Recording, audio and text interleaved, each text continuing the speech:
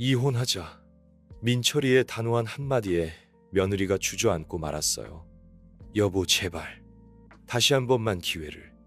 기회의 어머니를 그렇게 무시하고 내 도장까지 훔치려고 했는데 무슨 기회야. 당장 짐 싸서 나가. 그제야 며느리의 가면이 완전히 벗겨졌어요. 울먹이던 목소리가 순식간에 날카로워졌죠. 그래, 나갈게. 근데 위자료는 받고. 위자료, 하하. 아들이 말했어요. 이 증거들로 법원에 가면 위자료는커녕 내가 배상금을 물어내야 할 걸. 조용히 나가는 게 좋을 거야. 며느리는 마지막 체면마저 잃고 히스테리를 부렸어요. 이렇게 날 내쫓을 거야. 이 집에서 며느리 노릇한 게 얼마나. 며느리 노릇하니 가정부 취급하면서 돈이나 뜯어내려고 한 게 며느리 노릇이야. 제가 마지막으로 한마디 했어요. 더는 참을 필요가 없었으니까요.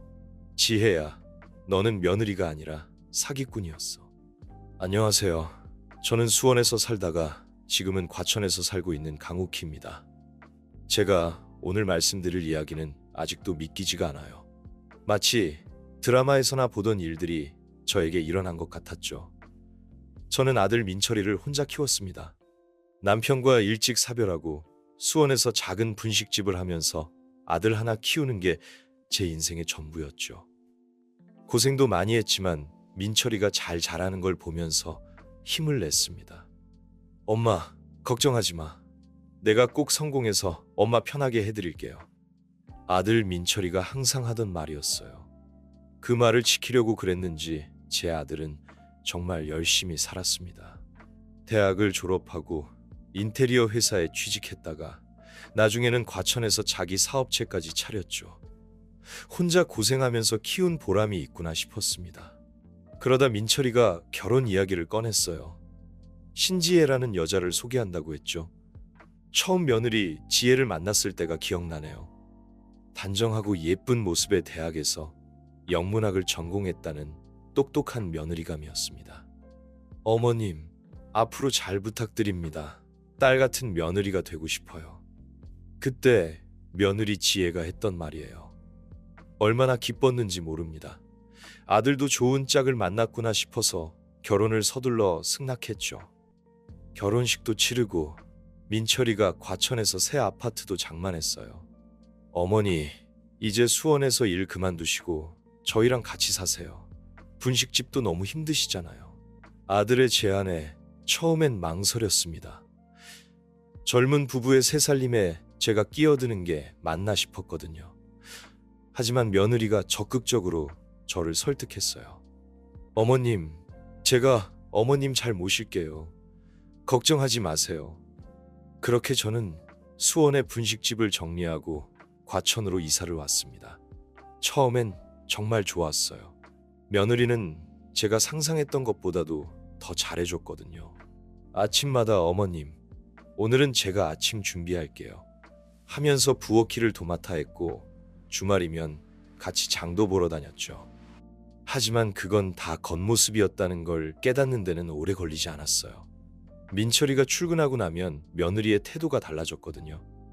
처음엔 사소한 것들이었어요. 어머님, 이렇게 하시면 안 되죠. 걸레질은 이쪽으로 해야 먼지가 안 남아요. 아니, 어머님, 그 그릇은 거기가 아니라 여기 놓으셔야죠. 매일 조금씩 제가 하는 일에 트집을 잡기 시작했어요. 처음엔 며느리가 깔끔한가 보다 했는데 점점 그게 아니란 걸 알게 됐죠. 민철이 앞에선 절대 그러지 않았거든요. 어머님, 오늘은 제가 음식할 테니까 걱정 마세요. 민철이가 있을 땐 이렇게 다정한 목소리로 말하다가 민철이가 나가면 달라졌어요. 어머님, 그냥 거실에 계세요. 제가 알아서 할게요. 자꾸 부엌에 들어오시면 방해돼요. 한숨도 자주 쉬었어요. 제가 지나갈 때마다 들리게 마치 제가 귀찮은 짐이라도 된 것처럼요. 점점 더 심해졌습니다. 제가 TV를 보고 있으면 리모컨을 뺏어서 채널을 돌리고 제가 좋아하는 드라마 시간이면 일부러 청소기를 돌렸어요. 어머님, 이 시간에 TV 보시면 안 돼요. 제가 청소해야 하니까요. 말투는 공손했지만 그 속에 담긴 의미는 분명했어요. 당신은 이 집에서 귀찮은 존재라고 말하는 것 같았죠. 하루는 제가 김치를 담그려고 했어요. 평생 해온 일인데 며느리가 막았습니다. 어머님, 그건 제가 할게요. 어머님이 하시면 냄새가 너무 많이 나서 마치 제가 뭔가 더러운 일이라도 하는 것처럼 말하더라고요. 그때 처음으로 눈물이 났습니다. 내가 왜 이런 대접을 받아야 하나 싶었죠. 민철이한테 말할까도 생각했어요. 하지만 차마 말을 못했습니다. 아들이 행복해 보였거든요. 회사도 잘 되고 며느리도 민철이 앞에선 늘 웃는 얼굴이었으니까요. 제가 참으면 되겠지. 그렇게 생각했습니다. 하지만 그때는 몰랐어요. 이게 시작에 불과하다는 걸. 며느리의 진짜 모습은 이제부터 드러나기 시작할 거였다는 걸. 제가 이렇게 참기만 한 게 오히려 며느리의 행동을 더 대담하게 만들었다는 것도 나중에 알게 되었습니다. 시간이 흐를수록 며느리의 본 모습이 더욱 적나라하게 드러나기 시작했습니다. 무엇보다 가장 마음 아팠던 건 제가 정성껏 키운 화초들을 어느 날 갑자기 베란다에서 치워버린 일이었어요. 어머님, 이런 촌스러운 화분들은 치워야겠어요. 다음 주에 인테리어 친구들이 오기로 했거든요. 이런 게 있으면 집이 너무 낡아 보여요. 제가 수원에서 가져온 화초였는데 10년 넘게 키운 화초였어요. 한마디 상의도 없이 쓰레기처럼 치워버리더라고요. 말로 표현할 수 없는 감정이 밀려왔지만 꾹 참았습니다. 지혜야, 이건 내가 남편하고 같이. 아이고 어머님, 그런 옛날 이야기는 그만하시고 이제는 좀 세련되게 살아야죠. 구닥다리 티내면 안 되죠. 호호. 며느리는 제 말이 채 끝나기도 전에 말을 자르고는 비싼 조화로 베란다를 채웠어요. 생명이 있는 제 화초들은 모두 버리고 죽은 조화들만 가득. 마치 제 주도권을 알게 모르게 뺏어가는 것 같았죠. 그러다 한미주라는 친구가 자주 오기 시작하면서 상황이 더 나빠졌습니다. 둘이 있을 때면 저를 마치 없는 사람처럼 취급했어요. 한 번은 제가 부엌에서 설거지를 하고 있는데 거실에서 이런 대화가 들리더라고요. 야, 그 루이비통 새로 나온 거 봤어? 한정판이래. 봤어. 근데 비싸서. 에이, 너네 시어머님한테 달라고 하면 되잖아. 어차피 수원에서 장사해서 돈 좀 있다며. 그때 며느리가 한 말이 아직도 귓가에 생생합니다. 맞아. 근데 그 돈을 자기가 쓰겠다고 꽁꽁 싸매고 있잖아. 어휴, 진짜 속 터져. 이 집에서 밥 먹여주고 재워주는데 돈도 조금밖에 안 내고 접시를 닦던 제 손이 덜덜 떨렸어요. 매달 생활비로 80만 원씩 주고 있는데 더 충격적인 일은 그날 밤이었어요. 아들이 퇴근하고 들어오자마자 며느리가 울음을 터뜨린 거예요. 여보, 나 너무 힘들어. 어머님이 오늘도 내 앞에서 돈 얘기를 하시는데 내가 언제 돈을 달라고 했다고 그렇게 거짓말을 하더라고요. 제가 기가 막혀서 해명하려고 했더니 민철 씨, 당신은 누구 말을 믿을 거예요. 민철이는 며느리의 눈물에 넘어가 저를 나무랐어요. 어머니, 제가 돈은 걱정 안 하셔도 된다고 했잖아요. 지혜한테 무슨 말씀하셨어요? 저는 아무 말도 못했습니다. 억울했지만 아들에게 괜한 걱정을 끼치고 싶지 않았거든요. 그날 밤 며느리 지혜는 제 방문을 똑똑 두드렸어요. 어머님, 주무세요. 아니, 잠깐 들어가도 될까요? 저는 말없이 고개를 끄덕였습니다. 며느리는 제 침대에 앉더니 말했어요. 어머님, 솔직히 말씀드릴게요. 저희 형편이 좋지 않아요. 민철 씨 사업이 생각처럼 잘 안 돼서 빚이 좀 있어요. 어머님께서 조금만 도와주시면 안 될까요? 저는 그 말에 또 한 번 충격을 받았습니다. 아들은 한 번도 힘들다는 말을 한 적이 없었거든요. 며느리는 제 손을 잡고 애원했어요. 어머님, 저희 부부 이혼할 수도 있어요. 제발 도와주세요. 저는 아들의 행복을 위해서라면 뭐든지 할 수 있었습니다.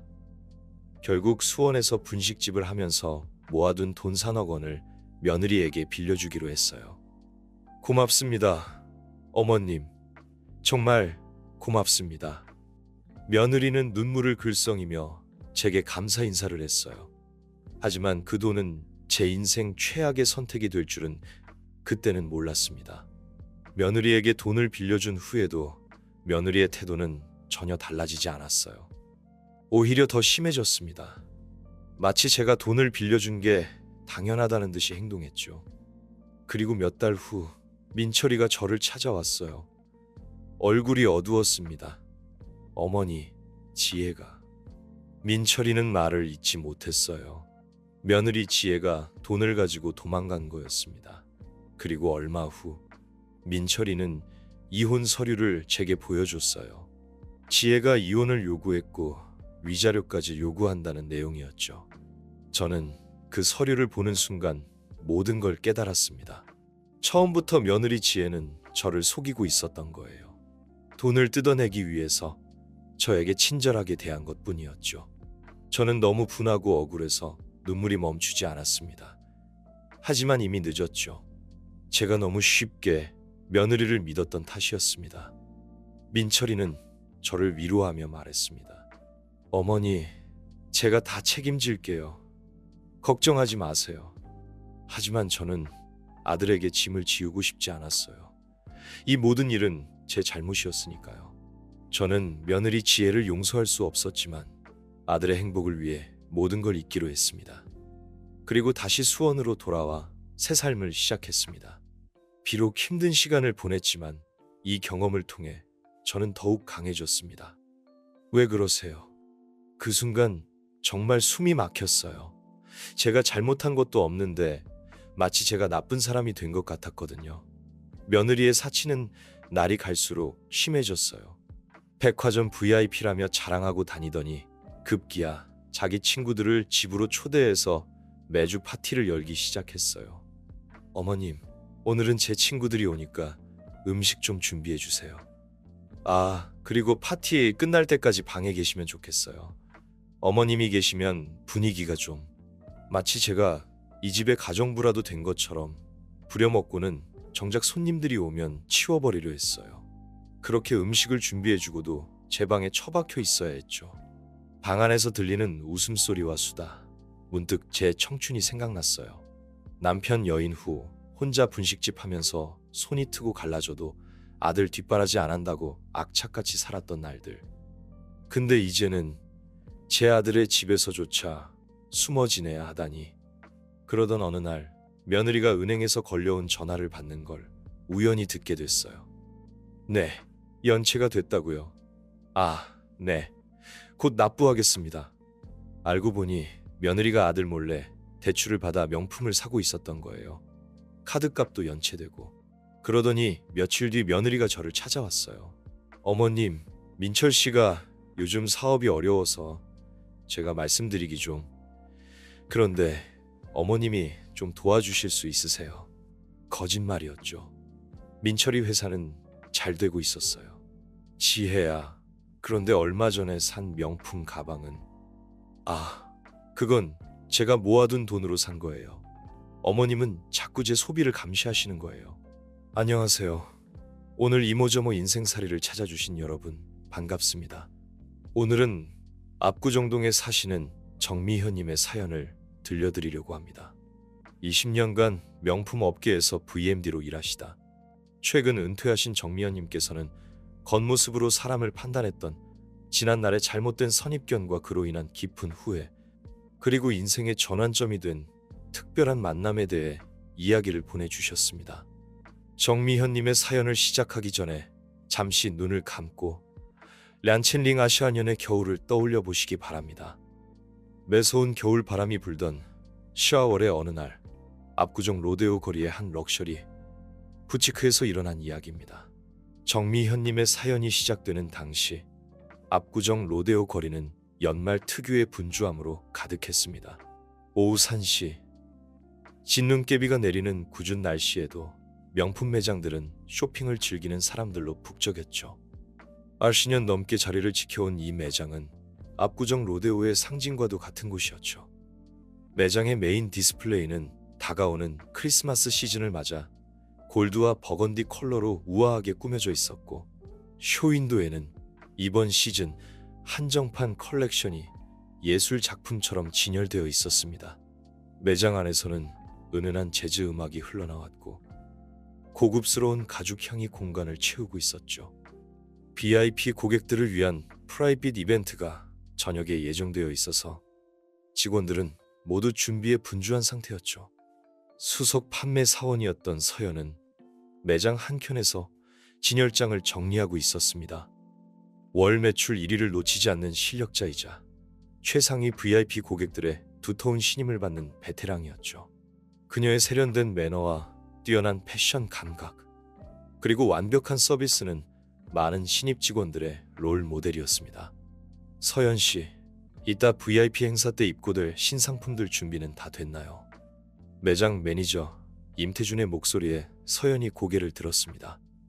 그녀의 단정한 하이톱번과 완벽한 메이크업, 맞춤 제작된 듯한 블랙 원피스 유니폼은 마치 이 고급스러운 공간의 일부처럼 보였습니다. 방금 마지막 점검까지 마쳤어요.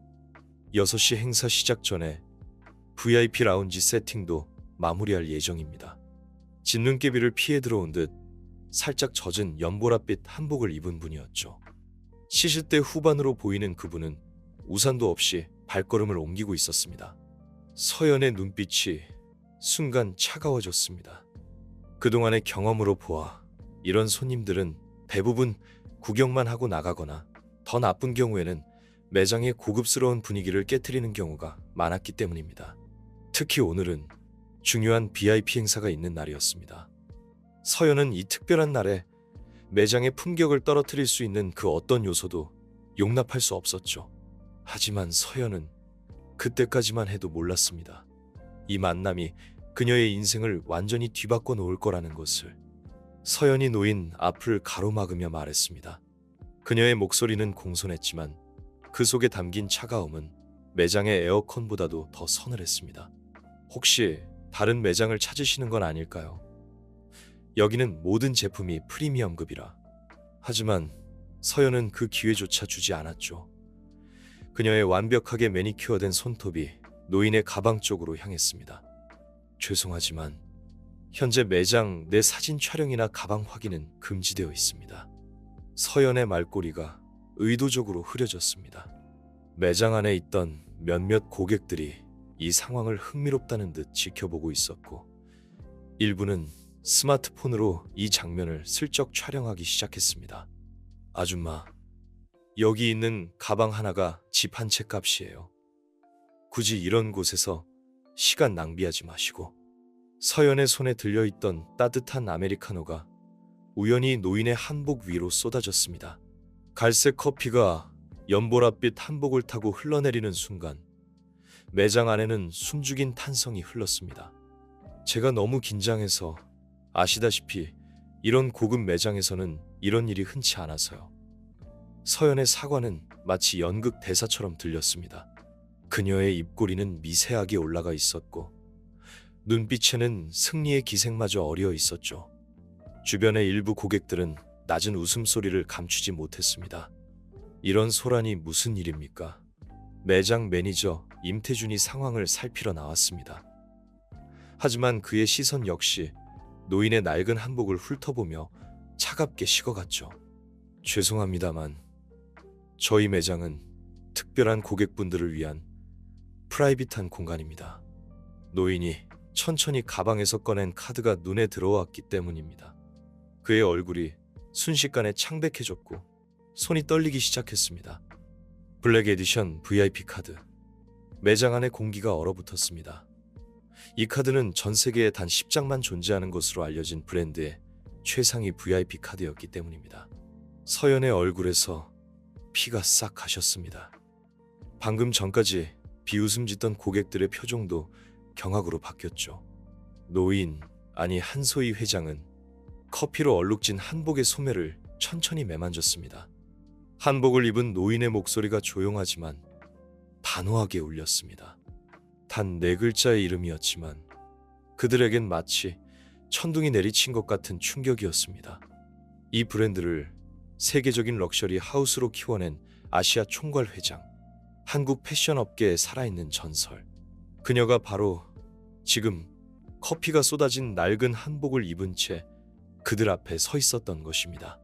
그녀의 완벽했던 화장이 땀방울과 함께 흩어지기 시작했고 방금 전까지 고고했던 자세는 온데간데 없이 사라졌습니다. 이 한복에 대해 이야기해드릴까요? 한소희의 목소리는 여전히 차분했습니다. 50년 전 2074년의 겨울이었어요. 내가 갓 20이었을 때 서울의 한 작은 양장점에서 일을 시작했지. 내 손끝에서 만들어지는 옷들이 누군가에게는 꿈이 되고 희망이 될 수 있다고. 어느 날 아주 추운 겨울날이었어. 내가 만든 한복을 입은 채로 동대문 시장을 돌아다니고 있었지. 그러다 갑자기 폭설이 내렸어.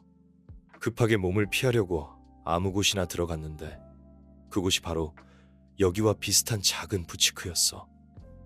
문을 열고 들어서자마자 나를 향한 차가운 시선들이 느껴졌어. 마치 더러운 것이 묻은 듯이 나를 훑어봤지. 지금 자네들처럼. 하지만 나는 그때 그 시선들에 굴하지 않았어. 내 한복에 담긴 혼을 믿었거든. 이 한복은 단순한 옷이 아니라 나의 꿈이고 나의 열정이었어. 사람을 겉모습으로 판단하는 것이 얼마나 어리석은 일인지. 그리고 그 깨달음은 지금의 나를 만들었지. 나는 그날 이후로 항상 겸손함을 잊지 않으려고 노력했네. 그리고 옷을 만드는 일에 더 큰 자부심을 느끼게 되었지. 내가 만든 옷을 입는 사람들이 행복하기를 바라면서 말이야. 한소희의 이야기가 끝나자 매장 안은 정적에 휩싸였습니다. 임태준과 서연은 아무 말도 하지 못하고 고개를 숙였습니다. 자신들이 저지른 어리석은 행동에 대한 후회가 밀려왔습니다. 서연은 눈물을 글썽였습니다. 그녀는 한소희에게 다가가 무릎을 꿇고 사과했습니다. 회장님, 정말 죄송합니다. 제가 너무 경솔했습니다. 제가 회장님을 알아보지 못하고 함부로 대했습니다. 용서해 주십시오. 서연의 눈물 어린 사과에 한소희는 따뜻한 미소를 지었습니다. 그녀는 서연의 어깨를 토닥이며 말했습니다. 괜찮네. 자네의 젊음과 열정이 그릇된 방향으로 나아갔을 뿐이야. 누구에게나 실수는 있는 법이지. 중요한 것은 실수를 통해 배우고 성장하는 것이네. 그리고 사람이 겉모습으로만 판단해서는 안 된다는 것을 기억하게. 서연은 한소희의 따뜻한 말에 다시 한번 눈물을 흘렸습니다. 그녀는 그날 자신의 어리석음을 깊이 반성했습니다. 그녀는 모든 사람들을 존중하고 그들의 내면을 보려고 노력했습니다. 그리고 더 나아가 한소희의 정신을 이어받아 자신의 일에 더욱 큰 열정을 쏟아부었습니다. 정미연님은 이 경험을 통해 인생의 참된 가치를 배웠다고 합니다. 우리는 모두 겉모습으로 누군가를 판단하는 실수를 할 수 있습니다. 하지만 중요한 것은 그 실수를 통해 배우고 성장하는 것입니다. 그리고 그들의 내면을 보려는 노력을 멈추지 않는 것이겠죠. 지금까지 이모저모 인생살이였습니다. 그날 밤 민철이가 제 방에 찾아왔어요. 어머니, 죄송해요. 제가 알아보지 못해서. 아니다. 우리 아들, 네가 이렇게 엄마 편을 들어줘서 고맙다. 드디어 제 마음속에 맺혀있던 응어리가 풀리는 것 같았어요. 며느리가 나가고 난 뒤 민철이는 매일 제게 미안하다고 했죠. 출근하면서도 퇴근해서도. 어머니, 제가 어떻게 그렇게 눈이 멀었을까요? 아니다. 우리 아들, 네가 결국 진실을 알아봐 준 게 어미로선 더없이 고맙다. 그런데 며칠 뒤 뜻밖의 소식을 들었어요. 전 며느리 지혜의 사촌동생이 찾아와서 알려준 거였죠.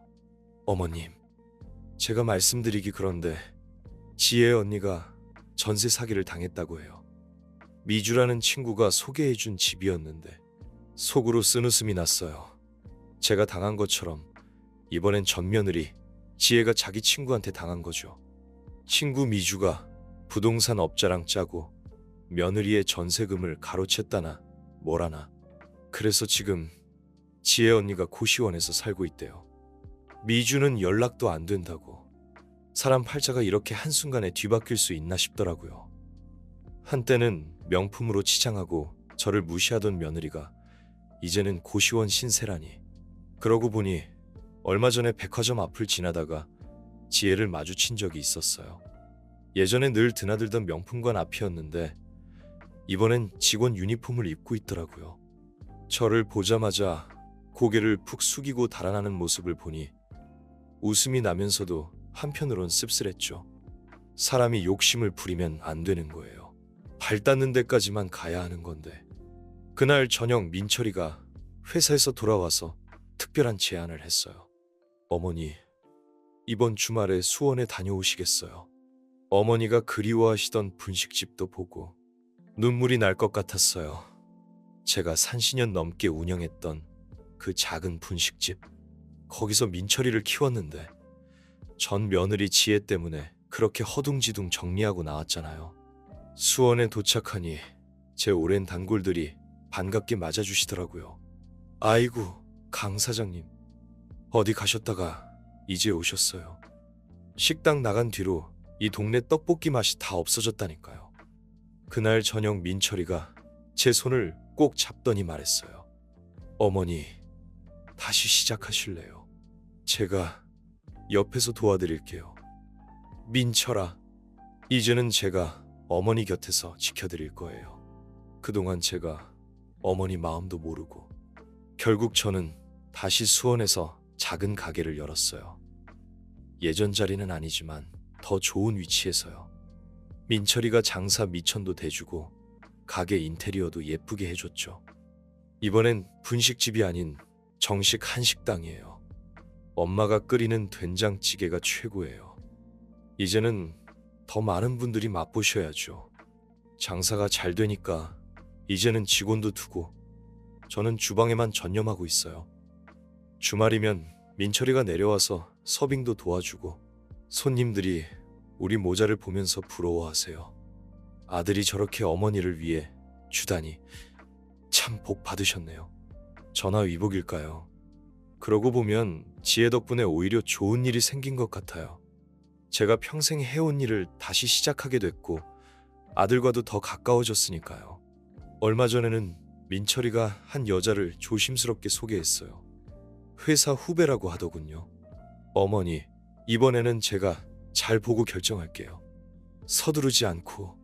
그 후배는 제 가게에 와서 조용히 제 된장찌개를 먹더니 눈물을 글썽이며 말하더라고요. 어머님, 제 친정어머니 된장찌개 맛이에요. 어머니가 돌아가신 후로 이런 맛을 못 봤는데 그 순간 제 마음이 확 풀리더라고요. 이제는 가끔 전 며느리 생각이 나도 미움보다는 연민이 앞서요. 욕심을 부리다가 모든 걸 잃은 그 아이. 하지만 그건 그 아이의 선택이었죠.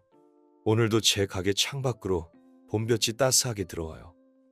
주방에서 된장찌개 끓이는 냄새가 구수하게 퍼지고 손님들의 웃음소리가 가득해요. 민철이는 주말마다 내려와서 저와 함께 시간을 보내고 엄마, 이제 힘든 일 다 지나갔죠? 앞으로는 제가 어머니 웃게 해드릴게요. 그래요. 이제는 모든 게 제자리를 찾은 것 같아요. 시련이 있었지만 그 덕분에 더 단단해진 우리 모자. 생각해보면 오히려 감사할 일이네요. 몇 년 후 민철이는 후배와 결혼했어요. 새로운 며느리는 참 착하고 예의 바르더군요. 저를 친정 엄마처럼 따르고 주말마다 와서 가게 일도 도와줬어요. 손님들은 이번 며느리를 보며 제게 복이 많다고 했죠. 어머니, 이번 며느리는 정말 괜찮은 아이 같아요. 단골 손님이 제게 귓속말로 말했어요. 전 며느리랑은 비교도 안 되네요. 저는 미소로 답했어요. 이젠 지난 일은 훌훌 털어버렸으니까요. 어느 날 새로운 며느리가 조심스럽게 말을 꺼냈어요. 어머니, 저 지혜 언니 소식 들으셨어요? 전 며느리 지혜는 사기를 당한 후 힘든 시간을 보냈다고 들었어요. 얼마 전에 지혜 언니가 식당에서 일하다가 화상을 입었대요. 많이 심하진 않지만 한동안 일을 못한다고 며느리는 걱정스러운 표정으로 말했어요. 저는 마음 한구석이 짠했어요. 한때 제 며느리였던 아이잖아요. 잘못된 선택으로 모든 것을 잃었지만 그래도 안타까운 마음이 들었죠. 며칠 뒤 저는 민철이와 함께 지혜가 있는 지방으로 내려갔어요. 작고 허름한 식당에서 지혜는 팔에 붕대를 감고 있었어요. 어머니, 지혜는 당황한 목소리로 말했어요. 저는 지혜에게 조금이나마 도움을 주고 싶었어요. 지혜야, 몸은 괜찮니? 저는 따뜻하게 물었어요. 네, 괜찮아요. 어머니. 저는 지혜의 손을 잡았어요. 괜찮아. 민철이도 지혜에게 위로의 말을 건넸어요. 그리고 저희는 지혜에게 생활비와 병원비에 보태쓰라며 봉투를 건넸어요. 지혜는 감사의 눈물을 흘렸어요. 저희는 그렇게 지혜와 작은 화해를 하고 돌아왔어요. 이제 저는 정말 행복해요. 좋은 아들, 착한 며느리, 그리고 다시 찾은 제 일까지 모든 것이 제자리를 찾았고 저는 감사하는 마음으로 하루하루를 살고 있어요.